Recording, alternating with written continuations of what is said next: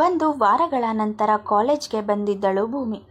ಅವಳನ್ನು ನೋಡಿದ್ದೆ ಸ್ಟೂಡೆಂಟ್ಸ್ ಎಲ್ಲರೂ ಒಬ್ಬೊಬ್ಬರೇ ಅವಳ ಬಳಿಗೆ ಬಂದು ಕಂಗ್ರಾಟ್ಸ್ ಭೂಮಿ, ಆಲ್ ದಿ ಬೆಸ್ಟ್ ಭೂಮಿ, ಗುಡ್ ಲಕ್ ಭೂಮಿ ಎಂದು ವಿಶ್ ಮಾಡುತ್ತಾ ಸಾಗುತ್ತಿದ್ದರು.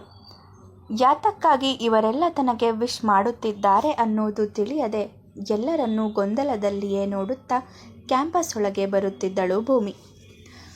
ಅಷ್ಟರಲ್ಲೇ ಅವಳ ಬಳಿಗೆ ಓಡಿ ಬಂದ ಕೀರ್ತಿ ಭೂಮಿಯನ್ನು 2 ಸುತ್ತು ಸುತ್ತಿಸಿ ಕಂಗ್ರ್ಯಾಚುಲೇಷನ್ಸ್ ಭೂ ಎಂದು ಕಿರಿಚಿದಳು ಖುಷಿಯಲ್ಲಿ.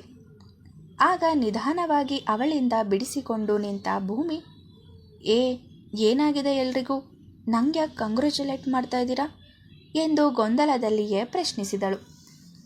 ಅವಳ ಮಾತಿಗೆ ತಲೆ ಮೇಲೆ ಕೈ ಇಟ್ಟುಕೊಂಡ ಕೀರ್ತಿ, ಅಯ್ಯೋ ನಿಂಗಿನ್ನು ವಿಷಯನೇ ಗೊತ್ತಿಲ್ವಾ, ನಿನ್ನ ಡಿಸೈನ್ ಸೆಲೆಕ್ಟ್ ಆಗಿದೆ ಕಣೆ, ಕಂಪನಿ ಆರ್ಗನೈಸ್ ಮಾಡೋ ಫ್ಯಾಷನ್ ಶೋ ಪ್ರೋಗ್ರಾಮ್ನಲ್ಲಿ ನಿಂಗೂ ಕೂಡ ಪಾರ್ಟಿಸಿಪೇಟ್ ಮಾಡೋ ಅವಕಾಶ ಸಿಕ್ಕಿದೆ ಎಂದು ಬಿಡಿಸಿ ಹೇಳಿದಾಗ ಭೂಮಿಯ ಕಣ್ಣು ಆಶ್ಚರ್ಯದಲ್ಲಿ ದೊಡ್ಡದಾಗಿದ್ದವು. ಸೂರ್ಯನ ಬಗೆಗಿನ ಟೆನ್ಷನ್ನಲ್ಲಿ ಇದನ್ನು ಪೂರ್ತಿಯಾಗಿ ಮರೆತೇ ಬಿಟ್ಟಿದ್ದಳು ಭೂಮಿ. ವಾವ್, ನಿಜನಾ ಎಂದು ಆಶ್ಚರ್ಯದಲ್ಲಿ ಕೇಳಿದಳು. ಹೌದು ಕಣೆ, ನಿಜಾನೇ. ಆದರೆ ಇಷ್ಟು ದಿನ ನೀನು ಎಲ್ಲಿಗೆ ಹೋಗಿದ್ದೆ?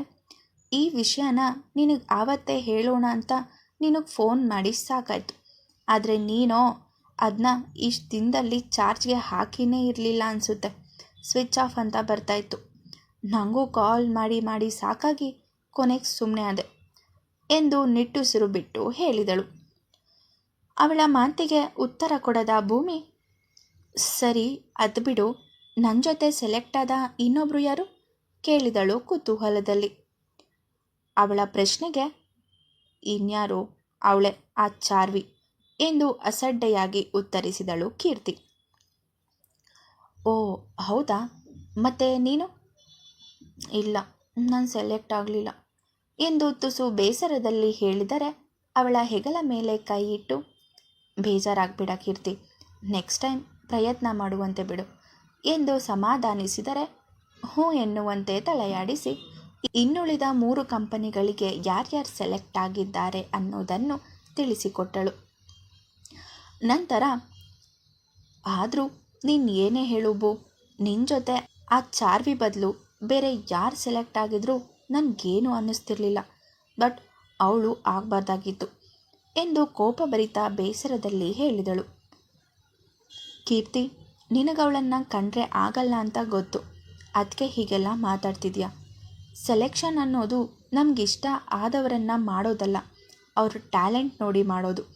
ಅವಳು ಮಾಡಿದ ಡಿಸೈನ್ ಕೂಡ ಚೆನ್ನಾಗಿತ್ತು, ಅದಕ್ಕೆ ಸೆಲೆಕ್ಟ್ ಆಗಿದ್ದಾಳಷ್ಟೆ. ಅದಕ್ಕೆ ನೀನು ಯಾಕೆ ಬೇಜಾರು ಮಾಡ್ಕೋತೀಯಾ, ಬಿಡು ಎಂದ ಭೂಮಿ ಮಾತಿಗೆ, ಅದು ಹಾಗಲ್ಲ ಭೂ, ಅವಳಿಗೆ ಸ್ವಲ್ಪ ಆ್ಯಟಿಟ್ಯೂಡ್ ಜಾಸ್ತಿ ಕಣೆ. ಅದೂ ಅಲ್ಲದೆ ಯಾರಾದರೂ ಅವಳಿಗಿಂತ ಜಾಸ್ತಿ ಮುಂದುವರಿತಿದ್ದಾರೆ ಅಂತ ಗೊತ್ತಾದರೆ ಅದನ್ನ ಸಹಿಸಲ್ಲ ಕಣೆ. ಅದಕ್ಕೆ ಅವಳಿಂದ ನಿಂಗೇನಾದರೂ ಸಮಸ್ಯೆ ಆದರೆ ಅಂತ ಅಷ್ಟೆ ಎಂದಳು ಗೆಳತಿಯ ಮೇಲಿನ ಕಾಳಜಿಯಿಂದ. ಇದುವರೆಗೂ ನಾನು ಅವಳನ್ನು ಒಮ್ಮೆ ಕೂಡ ಮಾತಾಡಿಸಿಲ್ಲ. ಹೀಗಿರುವಾಗ ನನಗೆ ಯಾಕೆ ತೊಂದರೆ ಕೊಡ್ತಾಳೆ? ನಿನಗವಳು ಇಷ್ಟ ಇಲ್ಲ ಅನ್ನೋದಕ್ಕೆ ಅವಳ ಬಗ್ಗೆ ಪ್ರತಿ ಸಾರಿ ನಿನ್ನ ಮನಸ್ಸಲ್ಲಿ ನೆಗೆಟಿವ್ ಯೋಚನೆ ಬರೋ ಹಾಗೆ ಮಾಡುತ್ತೆ ಅಷ್ಟೆ. ಸೊ ಜಾಸ್ತಿ ಯೋಚನೆ ಮಾಡಬೇಡ, ಆ ರೀತಿ ಏನೂ ಆಗಲ್ಲ. ಈಗ ಕ್ಲಾಸಿಗೆ ಟೈಮ್ ಆಗುತ್ತೆ, ಬಾ ಎಂದು ಒಳಗೆ ಕರೆದುಕೊಂಡು ಹೋದಳು. ಅಂದಿನ ಕಾಲೇಜ್ ಮುಗಿಸಿ ಹೊರಗೆ ಬರೋ ಅಷ್ಟರಲ್ಲಿ ಭೂಮಿಗೆ ಎದುರಾಗಿ ನಿಂತಿದ್ದಳು ಚಾರ್ವಿ.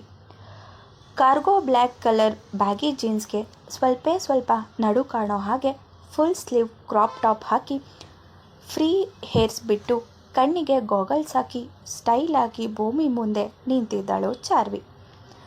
ಅವಳ ಕಡೆ ಒಮ್ಮೆ ನೋಡಿ ಪಕ್ಕಕ್ಕೆ ಸರಿದು ಹೋಗಲು ಹೊರಟ ಭೂಮಿಯನ್ನು ನೋಡಿ, ಹೋಯ್ ನಿಂತ್ಕೋ ಎಂದು ತಡೆದು ನಿಲ್ಲಿಸಿದಳು. ಅಲ್ಲೇ ನಿಂತು ಏನು ಅನ್ನೋ ಹಾಗೆ ಅವಳ ಕಡೆ ನೋಡಿದಳು ಭೂಮಿ. ಓಹ್, ಭೂಮಿ ಅಂದರೆ ನೀನೇನಾ? ಗತ್ತಿನಲ್ಲಿ ಕೇಳಿದಳು. ಹಾಂ, ನಾನೇ. ನನ್ನ ಜೊತೆ ನೀನು ಕೂಡ ಸೆಲೆಕ್ಟ್ ಆಗಿರೋದಕ್ಕೆ ಒಬ್ಬೋಗಿರೋ ಆಗಿದೆ. ಜಾಸ್ತಿ ಖುಷಿ ಪಡಬೇಡ. ನನ್ನ ಜೊತೆ ಇನ್ನೊಬ್ಬರನ್ನ ಸೆಲೆಕ್ಟ್ ಮಾಡಬೇಕಲ್ಲ ಅನ್ನೋ ಕಾರಣಕ್ಕೆ ನಿನ್ನ ಸೆಲೆಕ್ಟ್ ಮಾಡಿದ್ದಾರಷ್ಟೆ.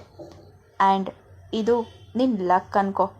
ಬಟ್ ಇಲ್ಲಿ ಸೆಲೆಕ್ಟ್ ಆದ ಹಾಗೆ ಶೋನಲ್ಲೂ ಕೂಡ ಗೆಲ್ತೀನಿ ಅಂತ ತುಂಬ ಕನಸೆಲ್ಲ ಕಾಣೋಕ್ಕೆ ಹೋಗಬೇಡ.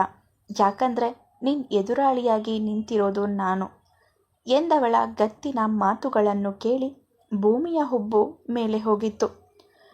ಚಾರ್ವಿಯ ಬಗ್ಗೆ ಇಷ್ಟು ದಿನ ಕೀರ್ತಿ ಹೇಳುತ್ತಿದ್ದ ಮಾತುಗಳು ಈಗ ಸರಿ ಅನ್ನಿಸೋಕೆ ಶುರುವಾಗಿತ್ತು.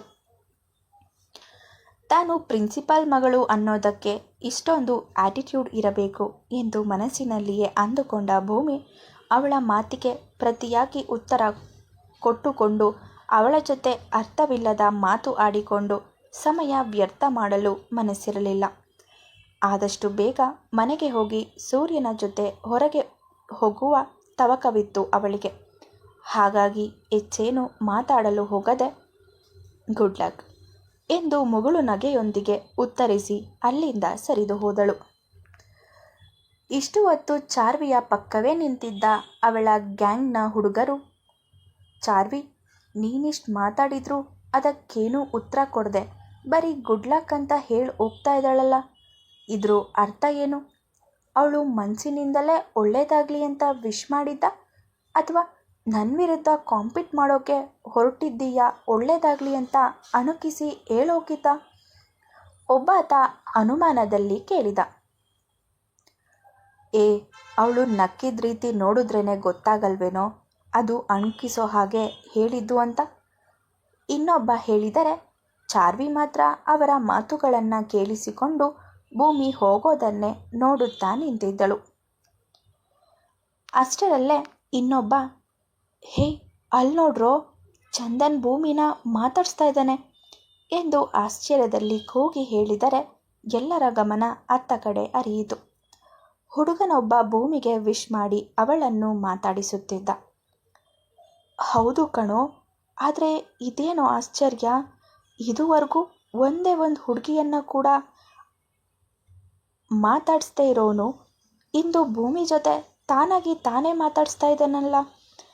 ಎಂದರೆ ಬೇರೆ ಹುಡುಗಿ ಯಾಕೋ ನಮ್ಮ ಕಾಲೇಜ್ ಕ್ರಷ್ ಅಂತಾನೆ ಫೇಮಸ್ ಆಗಿರೋ ಚಾರ್ವಿ ಜೊತೆನೆ ಒಂದು ಸಾರಿನೂ ಮಾತಾಡ್ತಾ ಇರೋನು ಇವಳ ಜೊತೆ ಮಾತಾಡ್ತಾ ಇದ್ದಾನೆ ಅಂದರೆ ಅದೇ ಆಶ್ಚರ್ಯ.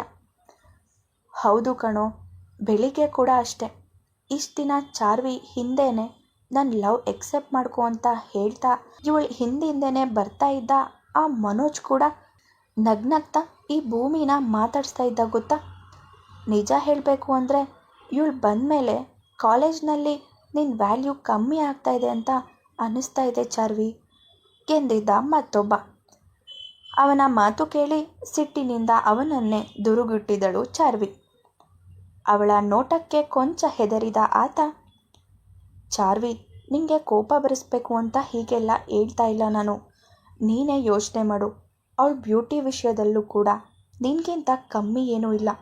ಈಗ ಟ್ಯಾಲೆಂಟ್ ಕೂಡ ಅಷ್ಟೇ ನಿಂಗೆ ಸರಿಸಮವಾಗೇ ಇದೆ, ಹಾಗಾಗಿ ಹೇಳ್ದೆ ಅಷ್ಟೆ ಎಂದು ಹೇಳಿ ನಿಂತರೆ ದೂರದಲ್ಲಿ ಹೋಗುತ್ತಿದ್ದ ಭೂಮಿಯನ್ನೇ ಹುಬ್ಬು ಬೆಸೆದು ದಿಟ್ಟಿಸುತ್ತಾ ನಿಂತಳು ಚಾರ್ವಿ.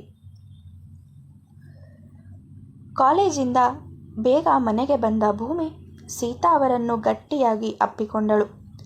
ಅವಳು ಅಪ್ಪಿದ ರೀತಿಯಲ್ಲಿಯೇ ಅವಳು ಖುಷಿಯಾಗಿದ್ದಾಳೆ ಅನ್ನೋದನ್ನು ಅರ್ಥ ಮಾಡಿಕೊಂಡವರು, ಏನಿವತ್ತು ನಮ್ಮ ಪುಟಾಣಿ ತುಂಬ ಖುಷಿಯಾಗಿರೋ ಹಾಗಿದೆಯಲ್ಲ, ಏನು ಸಮಾಚಾರ ಕೇಳಿದರು ನಗುತ್ತಲೆ. ಆಂಟಿ, ನಾನವತ್ತು ಫ್ಯಾಷನ್ ಬ್ರ್ಯಾಂಡ್ ಕಂಪನಿಗಳು ನಮ್ಮ ಕಾಲೇಜ್ಗೆ ಬಂದು ಅಪ್ಕಮಿಂಗ್ ಯಂಗ್ ಡಿಸೈನರ್ನ ಸೆಲೆಕ್ಟ್ ಮಾಡ್ತಾರೆ ಅಂತ ಹೇಳಿಲ್ವಾ, ಅದರಲ್ಲಿ ನಾನು ಕೂಡ ಸೆಲೆಕ್ಟ್ ಆಗಿದ್ದೀನಿ ಎಂದಳು ಖುಷಿಯಲ್ಲಿ. ಅರೆ ಹೌದಾ ಪುಟಾಣಿ, ಇದು ನಿಜವಾಗ್ಲೂ ಖುಷಿ ವಿಷಯನೇ, ಇರು ಏನಾದರೂ ಸ್ವೀಟ್ ಮಾಡ್ತೀನಿ ಎಂದರು ಸೀತಾ. ಆಗ ಅವರನ್ನು ಬಿಟ್ಟು ಹಿಂದೆ ಸರಿದವಳು, ಆಂಟಿ ಇದಿನ್ನೂ ಸೆಲೆಕ್ಷನ್ ಅಷ್ಟೇ, ಇದಾದ ನಿಜವಾದ ಕಾಂಪಿಟೇಷನ್ ಇರೋದು. ಅಲ್ಲಿಗೆ ನಮ್ಮ ಥರನೇ ಬೇರೆ ಬೇರೆ ಕಾಲೇಜ್ನಲ್ಲಿ ಸೆಲೆಕ್ಟ್ ಆಗಿರೋ ಸ್ಟೂಡೆಂಟ್ಸ್ ಕೂಡ ಬರ್ತಾರೆ.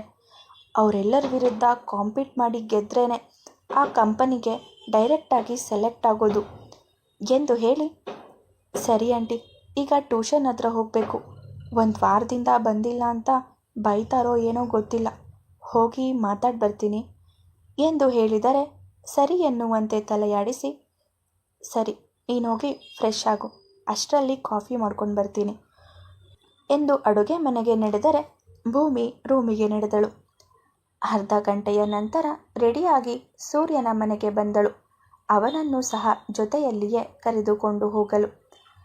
ಅವನ ಮನೆ ಬಾಗಿಲಿಗೆ ಬಂದು ನಿಂತ ಭೂಮಿಗೆ ಅವನು ಮಾಡುತ್ತಿದ್ದ ಕೆಲಸ ನೋಡಿ ಗಾಬರಿಯಾಗಿತ್ತು. ಮುಂದುವರಿಯುವುದು.